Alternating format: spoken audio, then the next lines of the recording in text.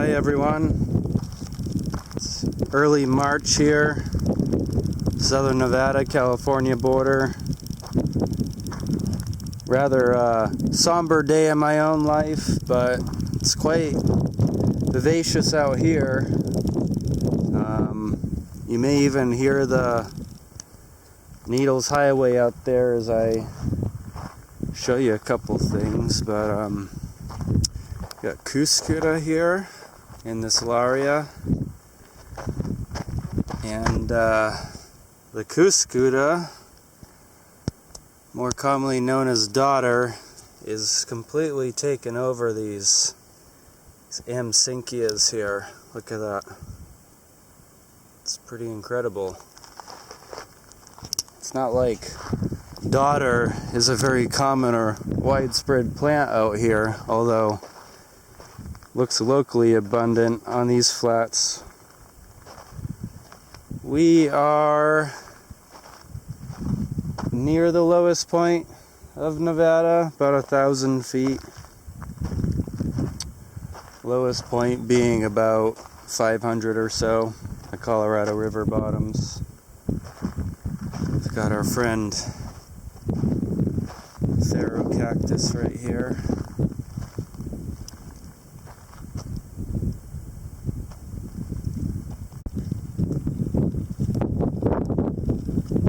Just had a decent lunch here in this wash. Those are the dead mountains right there. It's kind of a sheet of cloud building up and coming in California there, and hoping for that to hit over the next couple days actually. Anyway, some new spring leaves, the Cylindropuntias here. So yes, they do produce leaves. They just fall off fairly quickly again.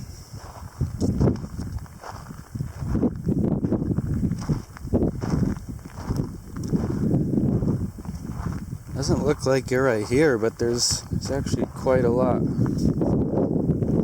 going on here flowering wise at the moment.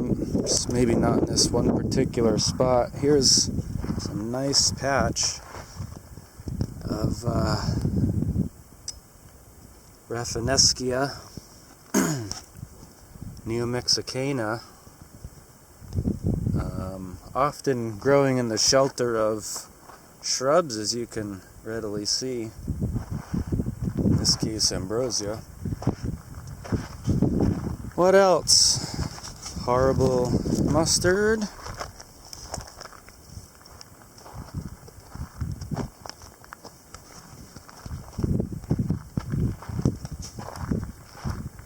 The Encelias are starting to come out.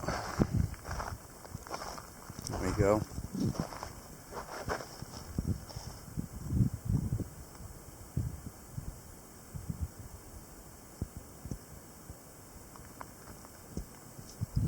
These will all be going off quite a bit real shortly here. You can see these haven't quite popped yet. So it'll be quite a show here next week, especially after this rain.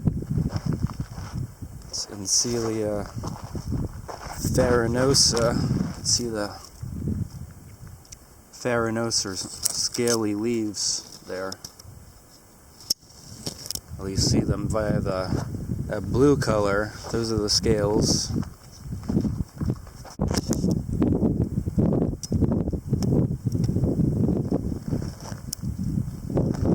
Alright, Chenactis fremonti here. The outer disc florets are bilateral. The inner are radial, which is pretty cool. Interesting. These are, the leaves tend to be entire to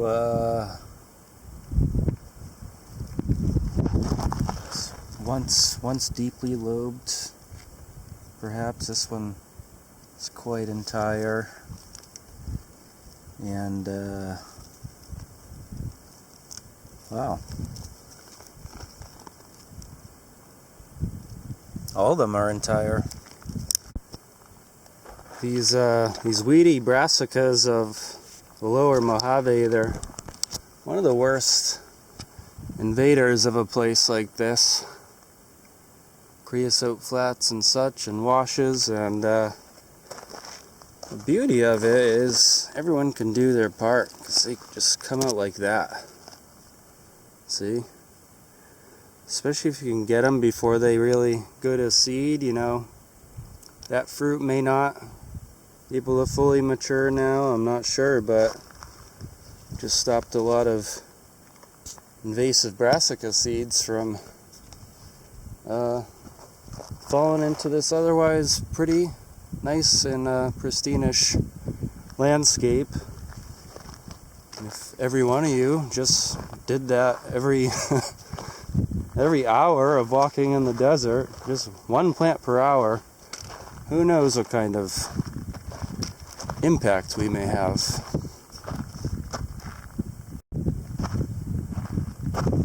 So before ripping one out, one of these weedy brassicas, just make sure it's a brassica first, because if they have white flowers, for example, you probably don't want to rip that out, but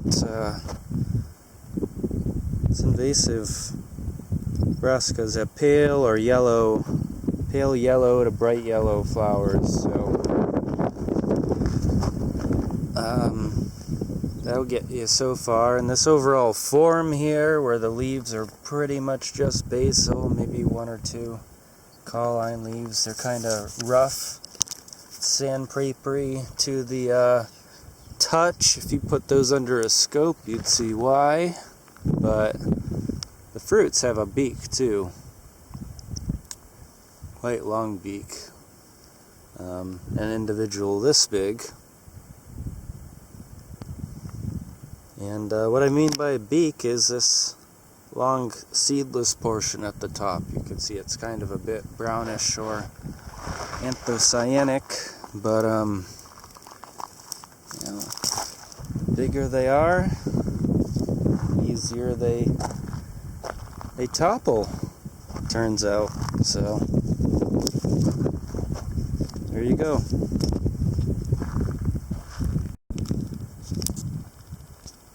I do think that a lot of people view the creosote flats as just garbage, just monoculture, just creosote, but it's really not the case.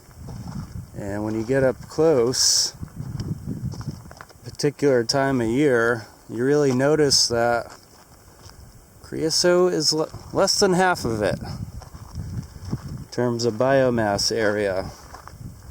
And really stop noticing creosote at all when got things like Opuntia basilaris going off there. Look, just another week or two, this thing is gonna be on fire. And it's just measly right now. Just measly right now. And fields of poppies, desert poppies, I suppose. Might be better to call them Schultzia glyptosperma here. Since sorry about the lighting there. Since all the leaves are basal, we're gonna call this Schultzia glyptosperma, and it's quite a bit of it. Yeah, and even though it blends in with the rock, we have Eriophyllum just covering this place, along with mustards and borages and so on and so forth. But these, what do we call them in English? These Easter woolly bonnets or some stupid shit like that. Eriophyllum Linosum. It's a better name for them. We're gonna go check out that big field of yellow over there. I think that's a super patch of poppy. Not poppies at all.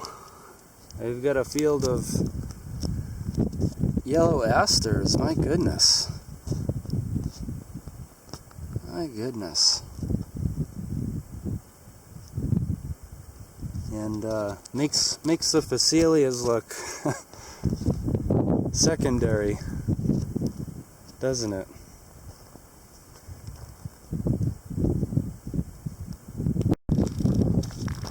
Still looks a little bit like poppies until right about now, and you realize it's a field of golden sunflowers, and yeah, they turn out to be new to this mountain range in Nevada, which is pretty cool. Geria or Geria canescens. Yep, known from those mountains way out there, but not these mountains. Not in Nevada until now, because I happen to be here. They are darn gorgeous, aren't they?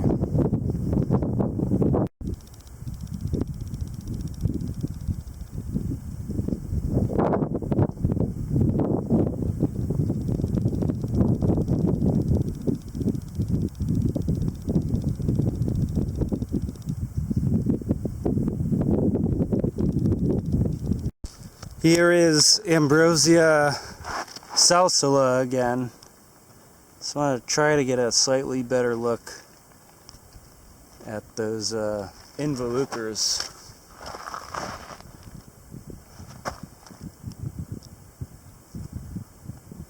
Which bear a strong resemblance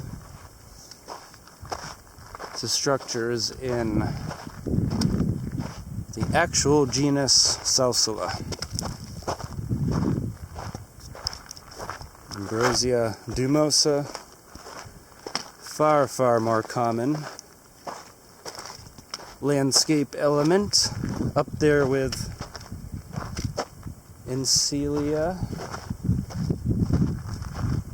farinosa. See, the Ambrosia salsula, it's kind of only appearing in the washes here, whereas those other two we just mentioned, find them more dispersed across the entire landscape.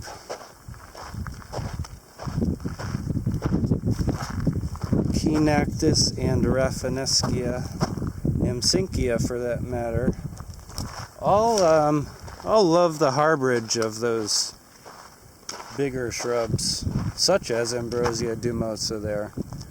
And the phacelias do treasure that shelter as well. This probably looks like a pretty barren landscape with not a lot in between shrubs and just kind of the ratty looking annuals and such, but goodness gracious, if you really look, the entire place is covered in Eriophyllum. It is quite impressive.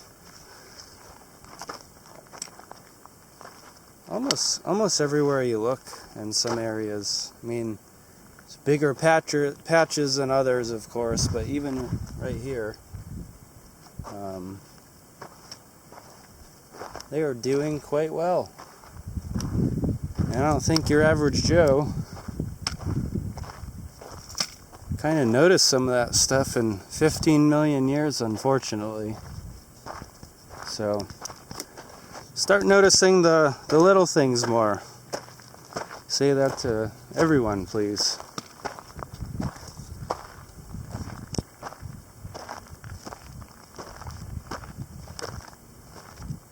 Yep.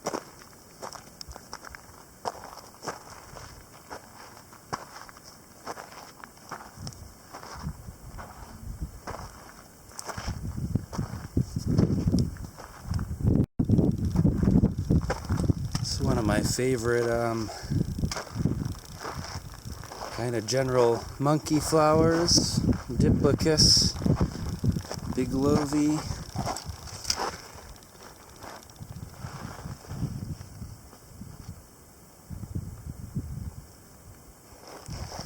Once considered a mimulus. Got salvia, columbari there. Kind of locally common along bare slopes. And what a show. What a show.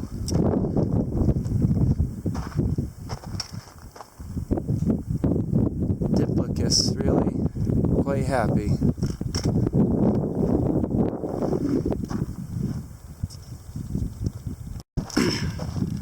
It's hard to reiterate enough how often and always you should attack the weedy mustards. They just, look at that, they are just begging to come out. Why would they come out so easily? You know? And just a few seconds of work there, and look at it. Place looks just a little bit better. Maybe we'll get just in the weeds here, so to speak, for a second. And so in reality, to most people, but Amsinkia is yellow flowers. Quite widespread across the desert here. Cryptantha is white to bluish flowers, usually white. And even smaller, I'm not even sure if we can see those that well, are Pectocarias. So Cryptantha tends to be a lot bigger than it's a finger for scale there. Pectocaria. And I know it's Pectocaria because those fruits curl back there. Goodness gracious, need a better camera for this. In addition to Brassica and Eriophyllum and Phacelia country, this is also desert tortoise country. And sure would be nice to one into one of those. It's pretty cool. All right, we just had our Diplicus and our borages just right there, and I am very pleased to come across for the first time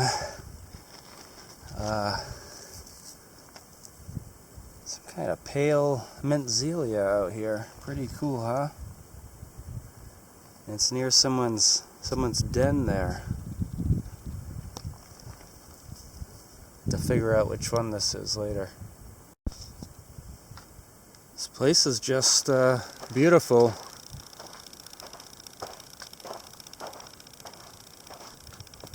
Who knows? Goodness knows when the last time a human being was here.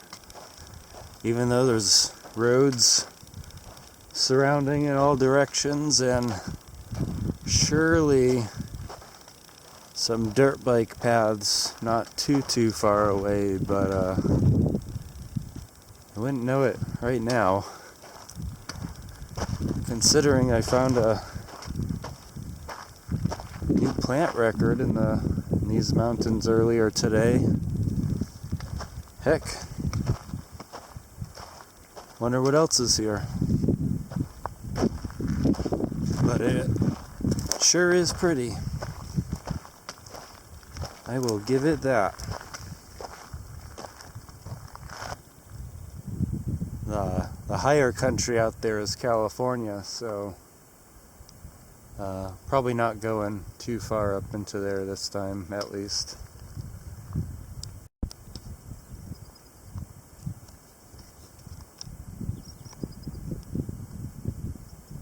A spider there, a green, and waiting for something like that, a fly, to land.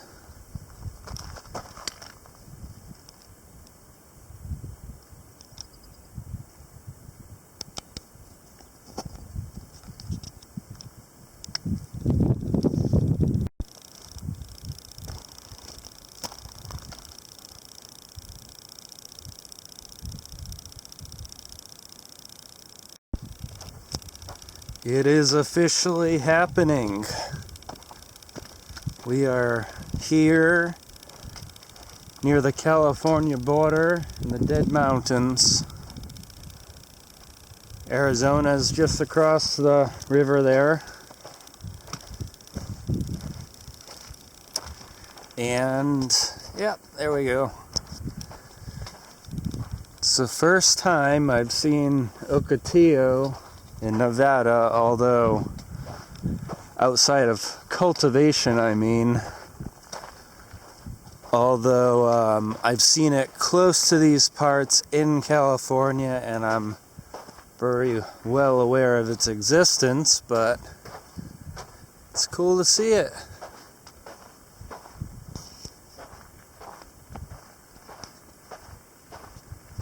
It's a smattering of them, but saw a few on nearby couple ridges down, so might be a few of them, might be quite a few of them, but there they are. So there's those few Fuki areas, and otherwise none of them. So they're on their peripheral range here in terms of who knows.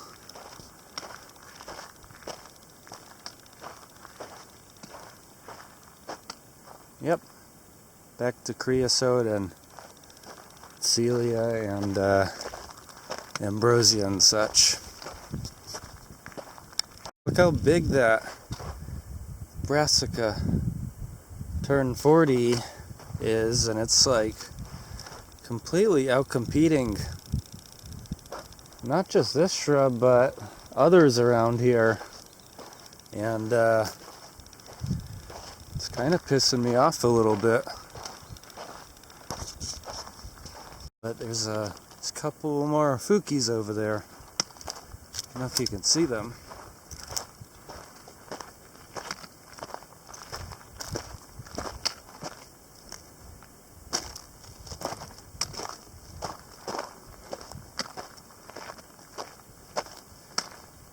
Cylindropuntia biglovi over there.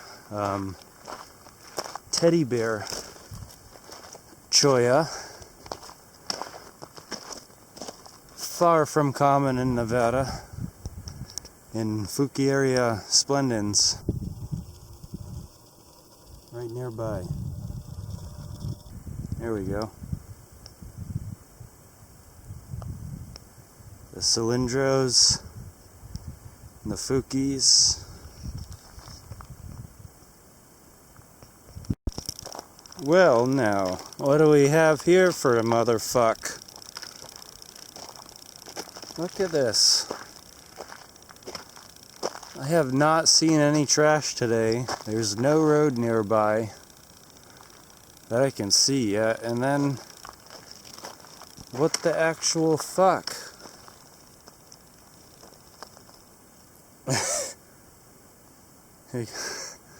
What happened here?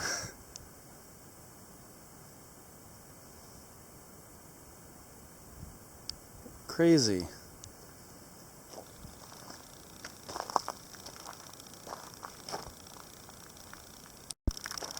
I usually don't get spooked out in the desert, especially not in Nevada desert. I mean, there are spooky deserts, but there is a road there. And I come across this. It's a little spooky. Random gaping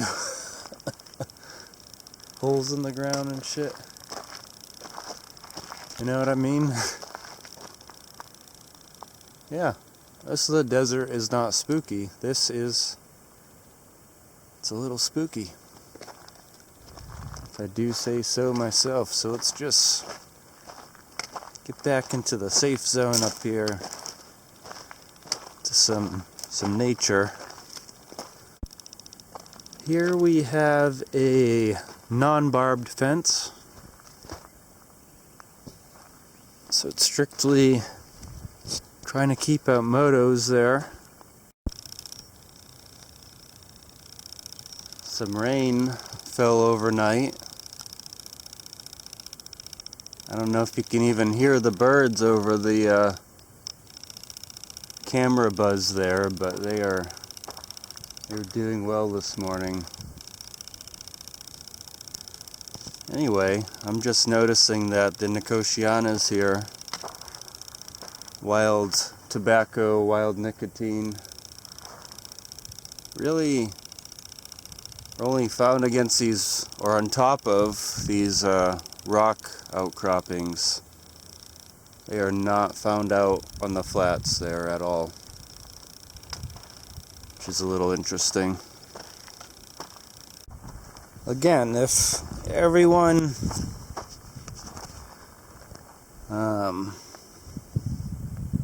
who's a desert walker would just pull out one of these suckers once in a while, we'd make a decent impact. So yellow flowers, an elongate beak there.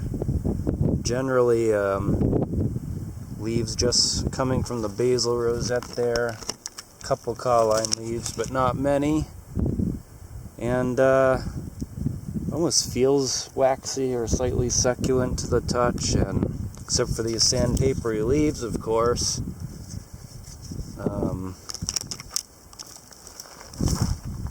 Yeah, if it fits all those criteria, you got yourself a tap-rooted annual weedy mustard. Just, you know, taking moisture from all the native annuals and such. How big they get. Look how competitive these suckers can really get. And this is early in the season still. You know, they get bigger than that even. Might even get as big as a small creosote at times. Jeez, this particular spot is bad, but yep, some spots you'll have them in pretty high density, and then others you won't. You'll pass 20 minutes without seeing one. So they haven't quite fully taken over yet. Maybe there's some hope there. This hummingbird is a little territorial. I mean, I don't know what that little bugger thinks it's doing, but there are a lot of bats nearby here. So I don't think there's a ton of good territory to be had, really. Let's get a look at those bats. It's very slimy up there, and coronavirus looking for sure.